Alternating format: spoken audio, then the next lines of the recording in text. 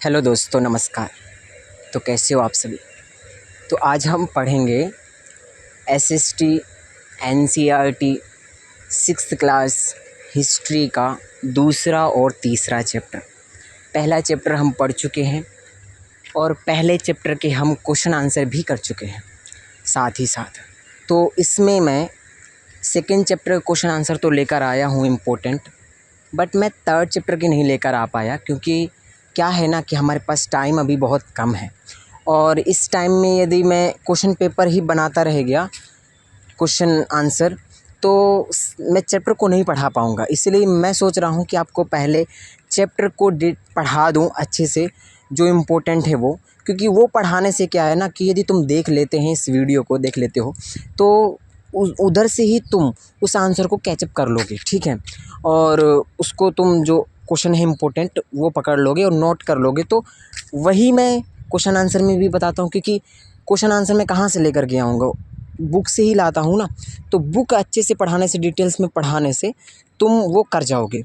यदि मैं question answer बनाता रह गया तो फिर दिक्कत हो जाएगी कि मैं पढ़ा नहीं पाऊँगा पूरा। इसीलिए लास्ट में टाइम रहेगा तो मैं क्वेश्चन आंसर भी बना करके लाऊंगा, ठीक है। तो पहले हम चैप्टर पढ़ते हैं डिटेल्स में पूरा, इसके बाद में हम क्वेश्चन लाएंगे, क्योंकि हमको मॉक टेस्ट भी लगाने हैं, प्रीवियस ईयर क्वेश्चन पेपर भी लगाना है।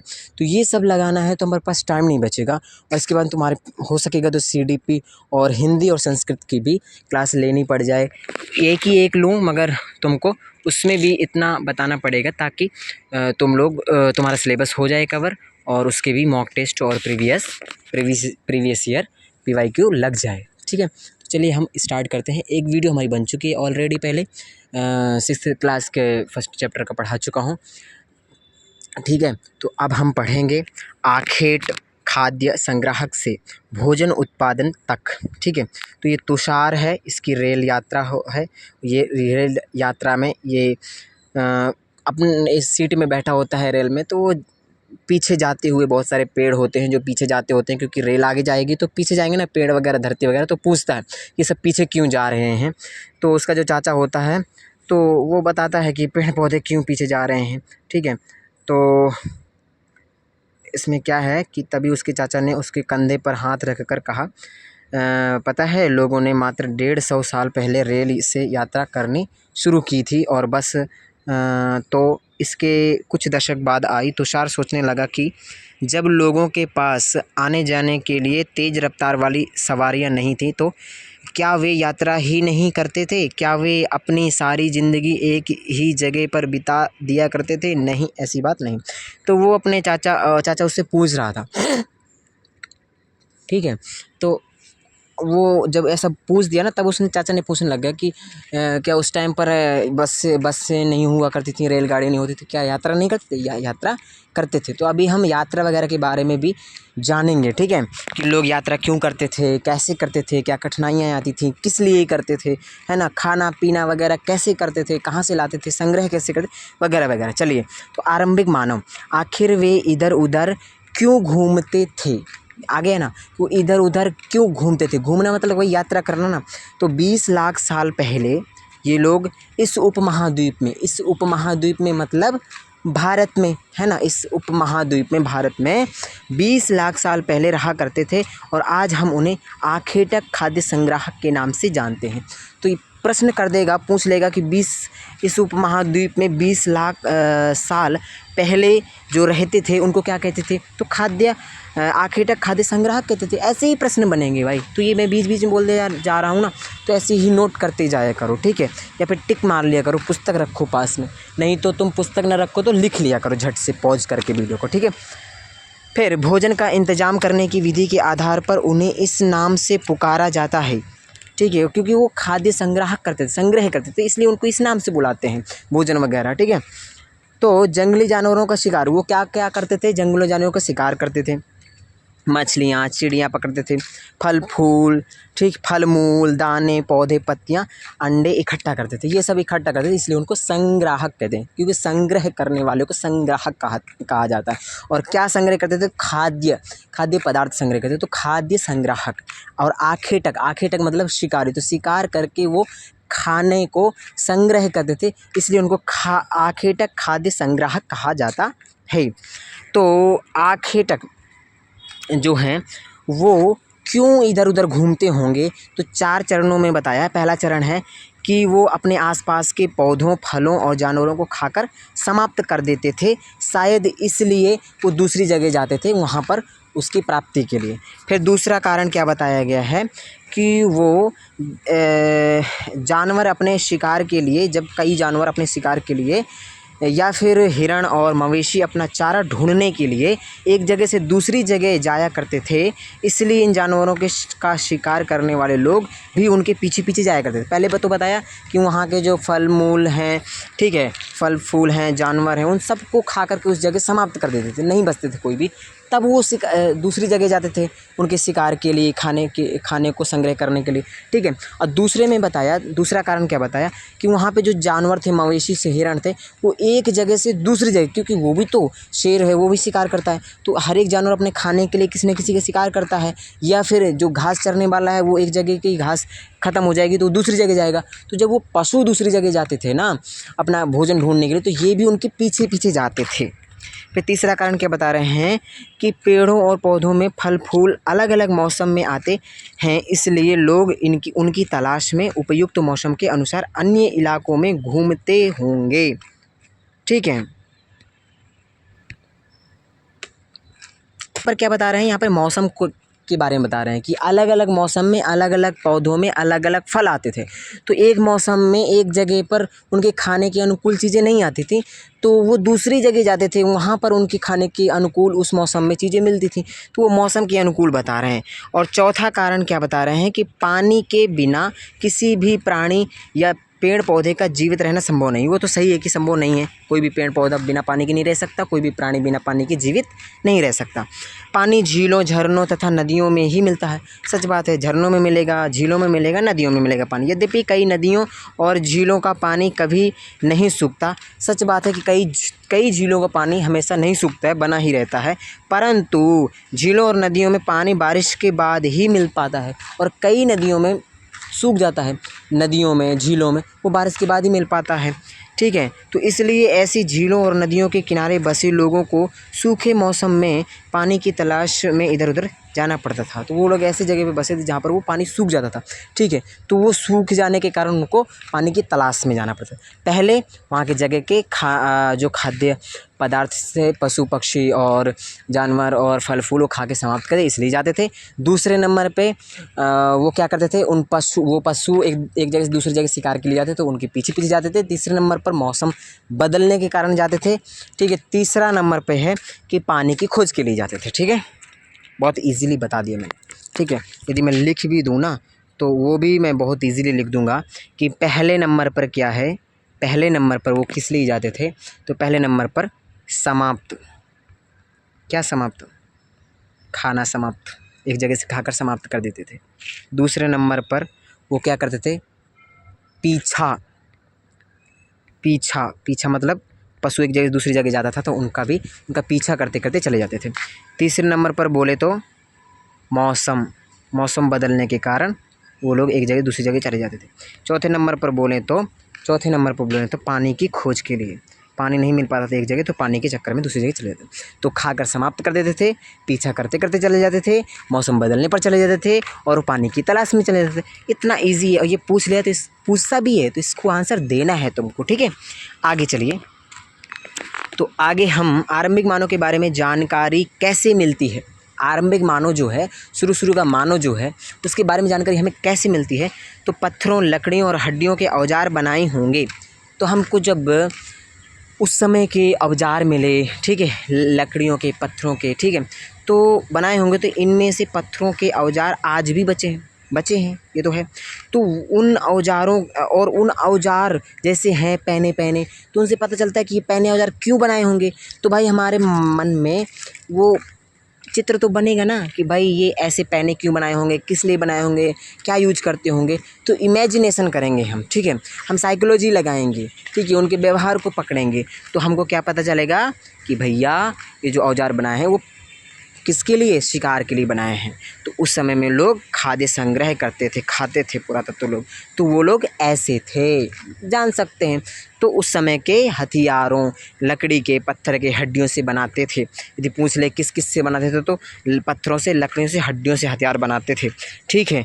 और क्या क्या चीज़ में उनको काम में लाते थे उन औजारों को? तो फल फूल काटने के लिए, ठीक है, फल फूल काटने के लिए, क्योंकि उस समय में पेड़ पौधे बहुत थे, अभी भी हैं, जंगलों में रहते थे, तो फल फ्रूट जो है, फल फूल जो है वो पहचान गए थे जिन फल फूल को, तो उनको खाना शुरू कर दिए थे और उनको काटना भी शुरू कर दिए थे। तो वो काट के भी खाते थे, कई बड़े बड़े हैं तो ऐसे थोड़ी खा जाएंगे, वो काट के खाते थे। हड्डियाँ काटने के लिए, क्योंकि हड्डी से औजार बनाएंगे, तो हड्डियाँ काटने के लिए, मांस काटने के लिए, मांस खाते थे जानवरों का, तो मांस काटने के लिए, पेड़ों की छाल काटने के लिए, पेड़ में जो छाल होती है, बकला होता है, उसको काटने के लिए, जानवरों की खाल उतारने के लिए, जानवरों की खाल भी उतारते थे, तो खाल थोड़ी खा जाएंगे भाई, खाल में बाल वगैरह क्या क्या होते हैं वो उतारने के लिए, या फिर उस खाल से कुछ चीज़ें बनाते थे वो लोग इसके लिए, तो उसके लिए यूज़ करते थे खाल उतारने के लिए, ठीक है। कुछ के साथ हड्डियों, लकड़ियों के मुट्ठे लगाकर भाले और बाण जैसे हथियार बनाए जाते थे। तो कुछ हथियारों में हड्डियों के मुट्ठे होते थे पकड़ने के लिए, और कुछ में लकड़ियों के होते थे, और भाले और बाण जैसे हथियार बनाए, मतलब भाला में होता ना नोकीला सा, तो भाला जैसा होता था कोई वो क्या बोलते हैं औजार, और कई तीर जैसा होता, बाण जैसा होता था, जैसे बाण में होता है, ठीक है, तो बाण जैसा हथियार होता था, ठीक है, टेढ़ा सा। कुछ औजारों से लकड़ियाँ काटी जाती थी, ठीक है, और लकड़ियों का उपयोग ईंधन के साथ साथ झोपड़ियों और औजार बनाने के लिए भी किया जाता था। तो कुछ औजार जो थे वो लकड़ियाँ काटते थे, और लकड़ियाँ जो हैं वो किसके लिए उपयोग होती थी? तो वो झोपड़ी बनाने के लिए भी होती थी, ठीक है, और औजार बनाने के लिए होते हैं। पत्थर के औजारों का उपयोग बाएं इंसान के खाने योग्य जड़ों को खोदने के लिए किया जाता था, ठीक है। तो देख लो जड़ किससे खोद रहे हैं, ठीक है। और दाएं देखें तो जानवरों की खाल से बनने वस्त्रों को सिलने के लिए किया जाता था। तो देखिए जिसमें सिल रहा है वो है, और जिसमें जड़ खोद रहा है वो है। अब देखिए नदियों झीलों के किनारे पाए गए हैं, तो रहने की जगह निर्धारित करना है। तो रहने की जो जगह निर्धारित है वो सबसे ज़्यादा कहाँ पर है? नदियों के किनारे रहते थे, झीलों के किनारे। क्यों रहते थे भाई? वहाँ पे पानी मिलता था, क्योंकि जीवन पानी के बिना नहीं है। तो इसलिए देखिए लाल त्रिकोण वाले स्थान वे पुरा स्थल हैं जहाँ पर आखेटक खाद्य संग्राहकों के होने के प्रमाण मिले हैं, और इनके अलावा भी और कई स्थानों पर आखेटक खाद्य संग्राहक रहते थे, और मानचित्र में सिर्फ कुछ गिने चुने स्थान ही चिन्हित किए गए हैं। कई पुरास्थल नदियों और झीलों किनारे पाए गए हैं, वही बात जो मैंने बता दिया तुमको, ठीक है। ये देखो यहाँ पे कुरनूल की गुफाएं, हुंस की वगैरह वगैरह है ना, तो ये सब ध्यान देना, ये पुरास्थल हैं पुराने, ठीक है। यहाँ पे देखो तुमको दिखा ही देता हूँ मेरे भाई, ये पुरा पाषाणिक पुरास्थल कौन कौन से हैं? तो ये चिन्ह देखो, ठीक है, नीचे सेम चिन्ह जहाँ दिख जाए, एक ये है मुंसगी हो गया, फिर इसके बाद में और नहीं है यहाँ पे, ठीक है। और फिर इसके बाद में देखो नवपाषाणिक, तो नवपाषाणिक में देख लो पय्यमपल्ली है, सेम चिन्ह है ना नवपाषाणिक में। फिर हल्लूर है, ठीक है, हल्लूर के बाद में और देख लो कोल्डी हवा है, और महागढ़ा है, चिरांद है, बुजुर्ग होम है, तो ये सब, और दाऊजली हेडिंग है। तो ये भैया देख लो ये सब नवपाषाणिक पुरास्थल है। फिर महापाषाणिक पुरास्थल देखो गोल गोल है जिसमें वो है। तो नवपाषाणिक देखें तो ब्रह्मगिरी और आदि चन्नालूर, ठीक है, और मेहरगढ़, ये सब है। फिर इसके बाद में आरंभिक गांव देखो तो आरंभिक गांव इनाम गांव आरंभिक गांव है, बस एक ही दिया हुआ है यहाँ पे। फिर और देखो तो आधुनिक नगर, देखो आधुनिक नगर स्टार है, और आधुनिक नगर कहाँ है? तो देखो भैया हमारा कोलकाता है आधुनिक नगर। तो बस ये हो गए, ये थोड़ा ध्यान से देख लेना। अब चलिए शैलाश्रय, शैल चित्र। तो चूँकि पत्थर के उपकरण बहुत महत्वपूर्ण थे, इसलिए लोग ऐसी जगह ढूंढते रहते थे जहाँ अच्छे पत्थर मिल सकें। तो पत्थर बहुत महत्वपूर्ण थे भाई, औजार बनाना है उनको, शिकार करना है, तो पत्थर मजबूत ढूंढते थे, अच्छे पत्थर क्वालिटी के ढूंढते थे। ठीक है, तो शैल चित्रकला इनसे हमें क्या पता चलता है? तो एक शैल चित्र दिख रहा है ना, शैल चित्र भैया देख लीजिए, ये शैल चित्र बना है। ठीक है, तो एक शैल चित्र, इस चित्र के बारे में बताओ। तो जिन गुफाओं में लोग रहते थे उनमें से कुछ की दीवारों पर चित्र मिले हैं। तो इनमें कुछ सुंदर उदाहरण मध्य प्रदेश और दक्षिणी उत्तर प्रदेश की गुफाओं से मिले हैं, चित्र हैं, और इनमें जंगली जानवरों का बड़ी कुशलता से सजीव चित्रण किया गया है। ठीक है, तो यदि बोले कि शैल चित्र कला जो है ये कहाँ पर मिली है शैल चित्रा से, तो आप बेझिझक बोल सकते हो मध्य प्रदेश और दक्षिणी उत्तर प्रदेश की गुफाओं में। मध्य प्रदेश की गुफाओं में कहाँ? तो वो बोल सकते हो आप भीमबेटका। कहाँ? भीमबेटका यानी आधुनिक मध्य प्रदेश। ठीक है, तो इस पूरा स्थल पर गुफाएं व कंदराएं मिली हैं। इस पूरा स्थल पर क्या क्या मिली हैं?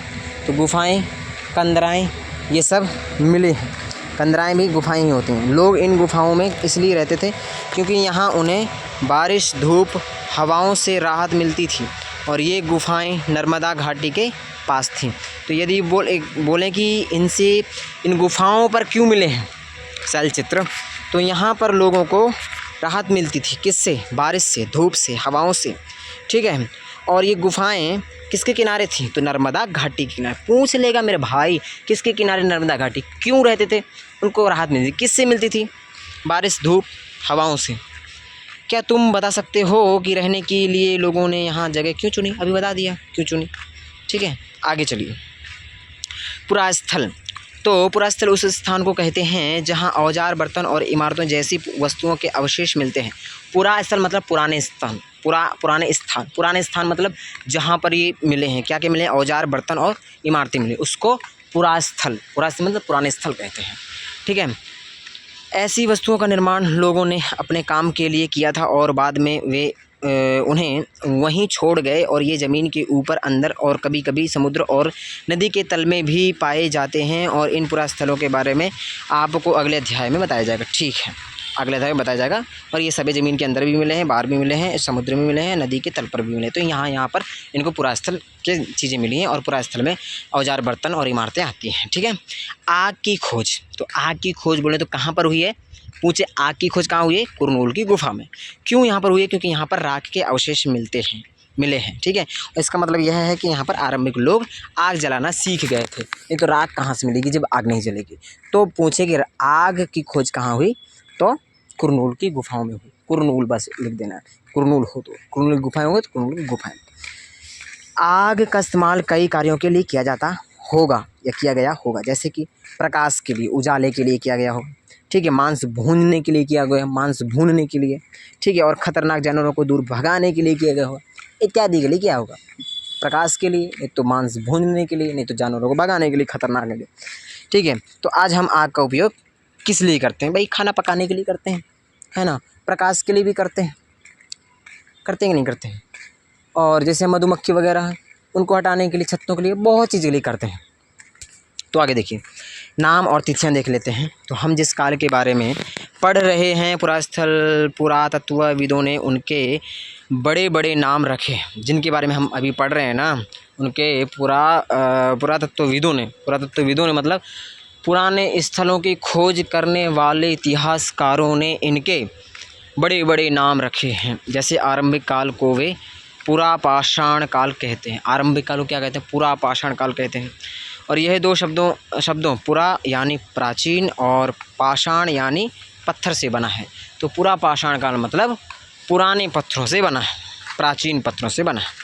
और यह नाम पुरास्थलों से प्राप्त पत्थर के औजारों के महत्व को बताता है।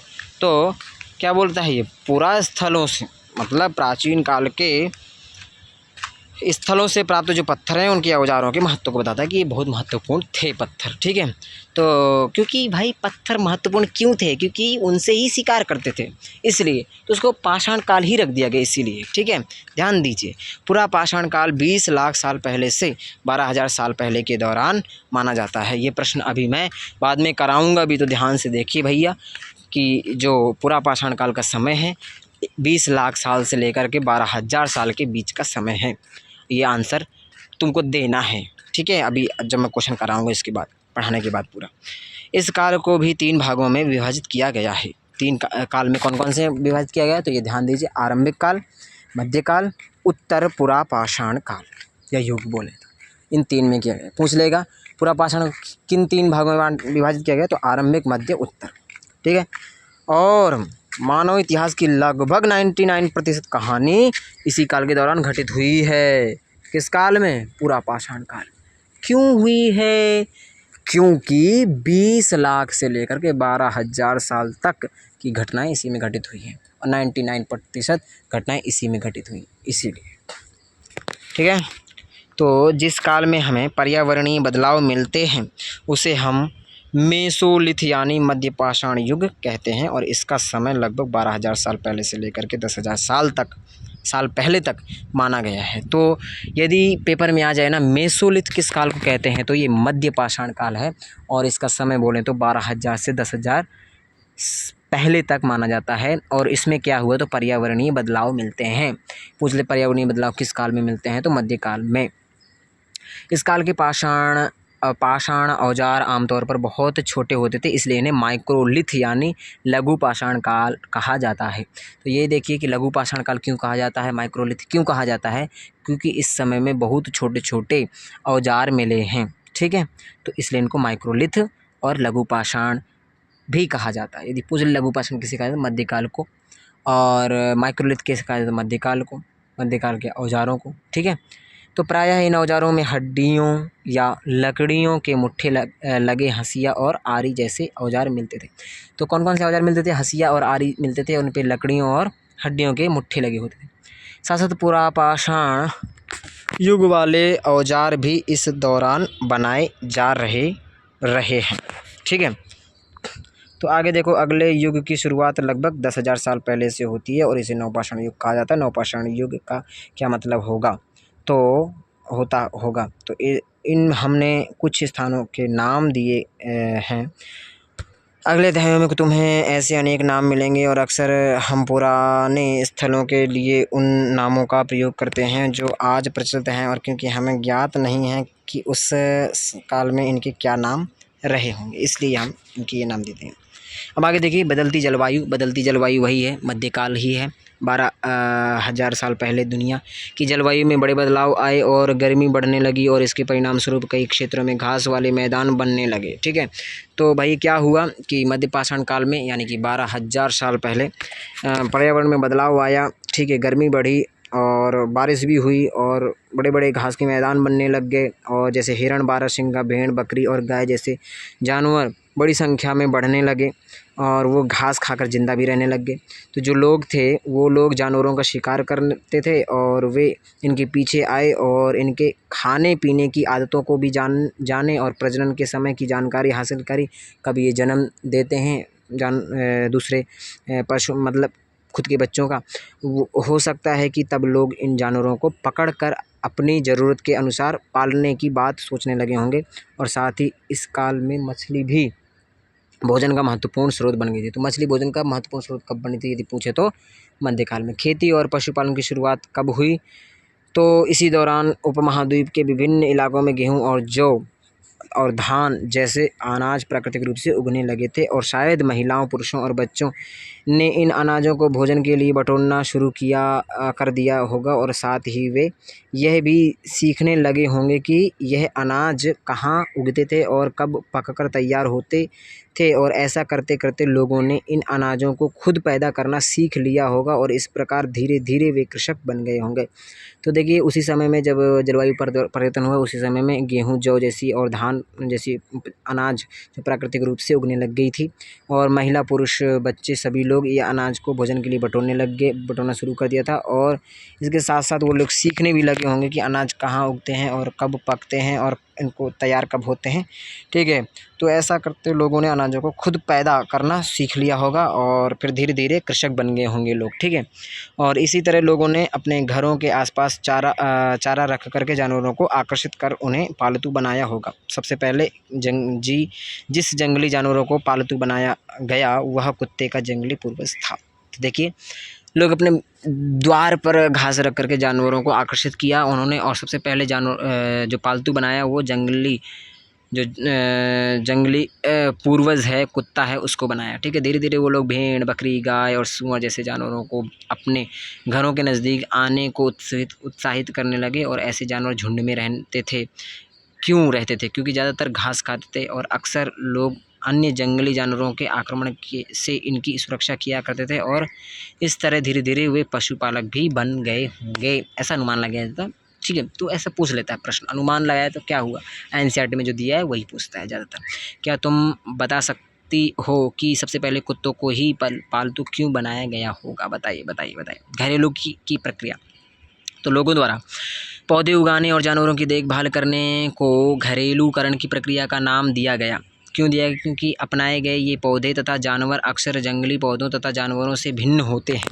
और इसकी वजह यह है कि इस प्रक्रिया के तहत अपनाए गए पौधों या जानवरों का लोग चयन करते हैं। और उदाहरण के तौर पर लोग उन्हीं पौधों तथा जानवरों का चयन करते हैं जिनके बीमार होने की संभावना कम हो, यानी यही नहीं, लोग उन्हीं पौधों को चुनते हैं जिनसे बड़े दाने वाले अनाज पैदा होते हैं और साथ ही जिनकी मजबूत डंठलें अनाज के पके दानों के भार को संभाल सकें। और ऐसे पौधों के बीजों को संभाल कर रखा जाता है और ताकि फिर से उगाने के लिए उनके गुण सुरक्षित रह सकें। ठीक है, और उन्हीं जानवरों को आगे प्रजनन के लिए चुना जाता है जो आमतौर पर अहिंसक होते हैं। और इसलिए हम देखते हैं कि पाले गए जानवर तथा कृषक के लिए अपनाए गए पौधे जंगली जानवरों तथा पौधों जैसे धीरे धीरे भिन्न होते गए। मिसाल के तौर पर जंगली जानवरों की तुलना में पालतू जानवरों के दांत और सींग छोटे होते हैं। तो ये सब ध्यान देने वाली छोटी छोटी बातें हैं